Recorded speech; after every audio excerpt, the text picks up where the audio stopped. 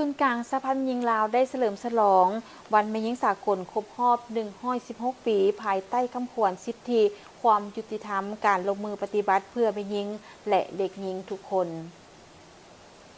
พิธีเฉลิมฉลองวันแม่หญิงสากลครบรอบ116 ปีของศูนย์กลางสหพันธ์แม่หญิงลาวได้จัดขึ้นในวันที่6 มีนาคม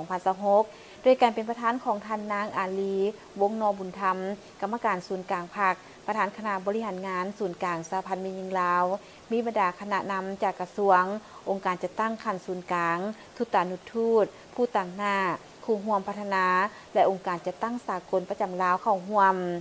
การเฉลิมฉลองวันแม่หญิงสากลของศูนย์กลางสหพันธ์แม่หญิงลาวได้รับฟังการประกอบความคิดความเห็นจากผู้ต่างหน้าศูนย์กลางสหพันธ์แม่หญิงลาวบรรดาผู้ต่างหน้าสถานทูตและองค์การจัดตั้งสากลประจำลาว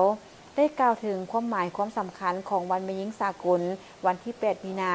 เป็นเหตุการณ์การเมืองที่สำคัญเป็นขีดหมายแห่งชัยชนะของขบวนการแม่หญิงสากลในการต่อสู้ทวงเอาสิทธิผลประโยชน์อันชอบธรรมของแม่หญิงปี1910กองประชุมสากลเกี่ยวกับปัญหาแม่หญิงค่าทำอิฐได้จัดขึ้นที่ประเทศเดนมาร์กมีผู้แทน100 กว่าคนจาก 17 ประเทศเข้าร่วมได้รับรองเอาวันที่ 8 มีนาของทุกปีเป็นวันแม่หญิงสากลการเฉลิมฉลองวันแม่หญิงสากลของศูนย์กลางสหพันธ์แม่หญิงลาวในครั้งนี้ได้เน้นใส่การสัมมนาให้ความรู้แลกเปลี่ยนบทเรียนได้เรียกงานการพัฒนาแม่หญิงเช่นสิทธิในการเข้าถึงการศึกษา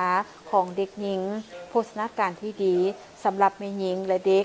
ส่งเสริมเศรษฐกิจเอกราชความมั่นคงทางด้านเสบียงอาหารและสิ่งแวดล้อมการส่งเสริมแม่หญิงให้เข้าถึงกระบวนการยุติธรรมและได้จัดให้มีวาระรับฟังการเผยแพร่บทค้นคว้าวิทยาศาสตร์แนวคิดไก่สอนพรหมวิหารเกี่ยวกับเรื่องการแม่หญิงบรรดาเนื้อในที่จัดขึ้นมันมีความหมายความสำคัญที่สุดโตน้องแม่หญิงซึ่งจะเป็นบทเรียนประสบการณ์ที่ดีได้รับผู้เข้าใจ